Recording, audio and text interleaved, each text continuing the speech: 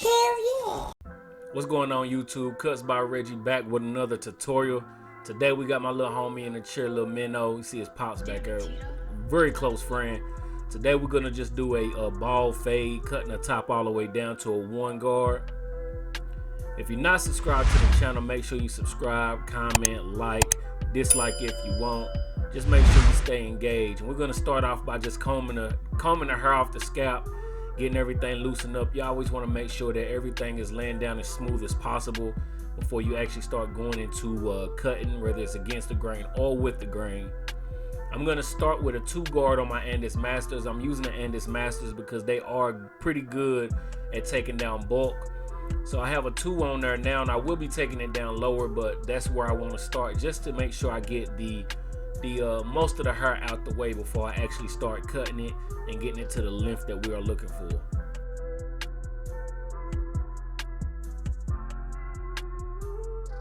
We're gonna take the Stylecraft Rebels, and I'm gonna put a 1 guard on the side just to get that around the curve going into the top of the head. Make sure that I got everything laid down, everything smooth as possible before we start going into the fade.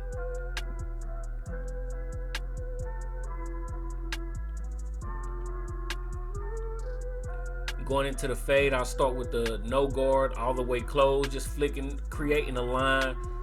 Going into it like this, I don't create the hard lines that some do. If you do if you put in a trimmer to it first, this just works easier for me. It's smoother.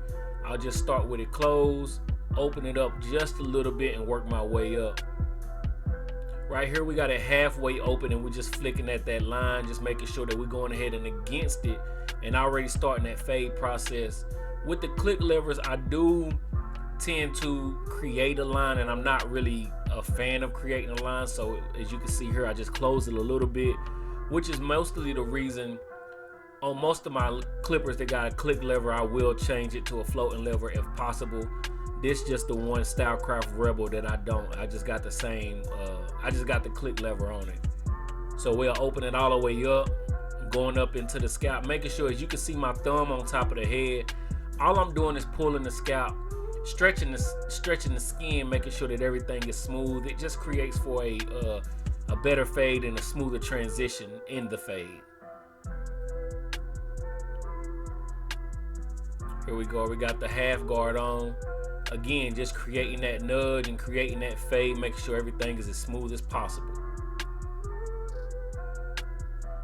Because how they do it, they be like, on some fades, they'll put a hard line, like they'll put a line here, a line there, and a line there, and then they connect it. For some reason, I can't do that. Yeah. So I just go a little bit at a time and go up. It's just easy, it's quicker for me, you know what I mean? That's what he said, you know, I do what works for me. Yeah. Just a quick explanation. My homeboy was asking me, you know, just asking why I fade the way I fade and the difference between others. So that's just a quick explanation on why I do what I do. I know I've said it before, but just to reiterate, just in case anyone's new to the page, and if you are, make sure you subscribe.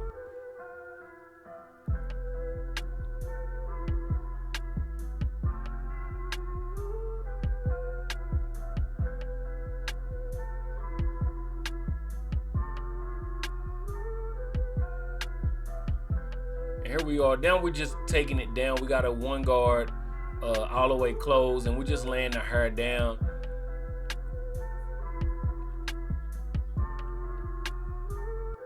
When you got people that's got their hair that they've been growing it out for a while, it will look, some people, depending on the texture of the hair, it will look a little lighter in spots on top until you start brushing it and getting everything to flow the way that it's supposed to.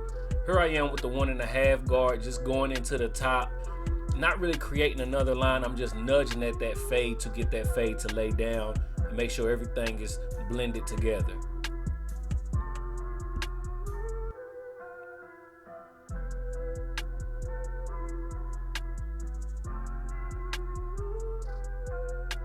And here we are, just going with my Go to Effects and creating that island of hair that I like to leave right there before I go into actually knocking that line out.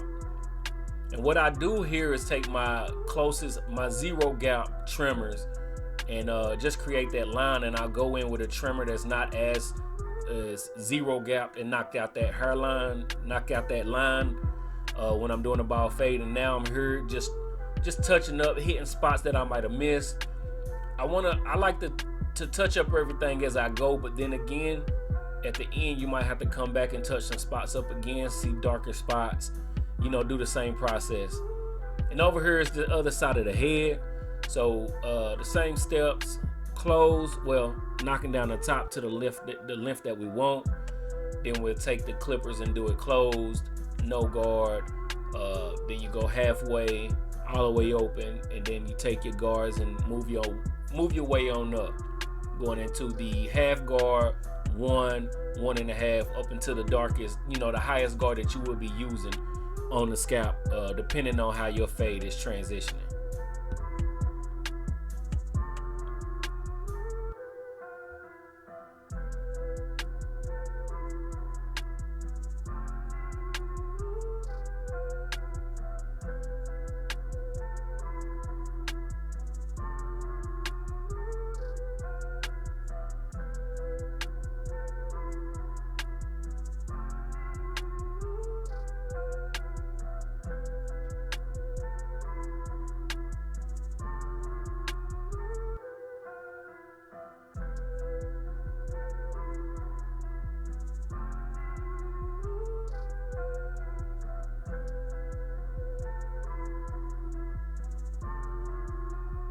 See my man feeling himself a little bit. I'm turning him around to the front. I like to let the customer as well as me be able to see the lineup in the mirror. As you can see up front, it's not the darkest, but we will not go into his hairline.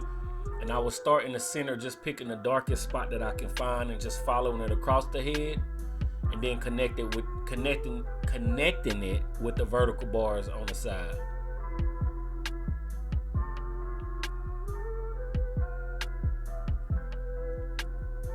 And with your trimmers, you want to have them set where you can get a nice line without having to actually put too much pressure on. You don't want to leave marks on people. Sometimes it happens. I'm not going to sit here and say it never happens. Sometimes lighter skin, you leave red marks, or just different people textures of skin can handle different trimmers. So, which is another reason you want to have a few extra ones just in case someone's skin is a little sensitive, and you can go back and forth between trimmers when you're doing different people's lineups.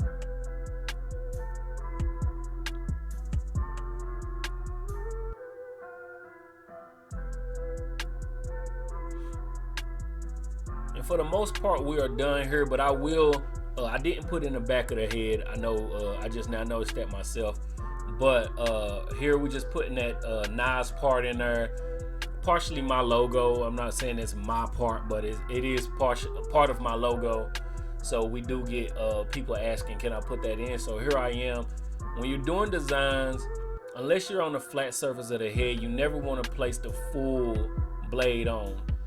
As you can see me curving around, I am just using the corner of the blade, making sure that I'm lightly touching it. You know what I'm saying? I'm never putting the whole trimmer on the head.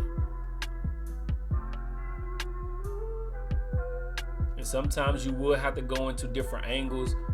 When you doing a design, a lot of people they'll just put the trimmer on the head without going into it upside down and making sure that each line is cleaned out. As you can see, you just gotta, sometimes you be in an awkward position, but to get that line right, to get that design right, you just have to do that at times. Especially if you're gonna use a razor, you wanna make sure everything is clear before you start taking a razor, because if your lines is not clean before you put it on the razor, before you put the razor on, the razor can start touching that hair that you didn't expect would disappear. You know what I mean? So you just want to make sure everything is clean, everything is ordered, and then everything is in order. So here we are, pretty much at the end of the haircut. If you're not subscribed to the channel, make sure you subscribe, comment, like, dislike if you want. And now you can see I'm about to go over some of them dark spots, and I'll finish it up. But we are at the end of the haircut. I appreciate everybody who stayed tuned for the full 10+ minutes. I appreciate you very much. I'll be back with another one very soon. Peace.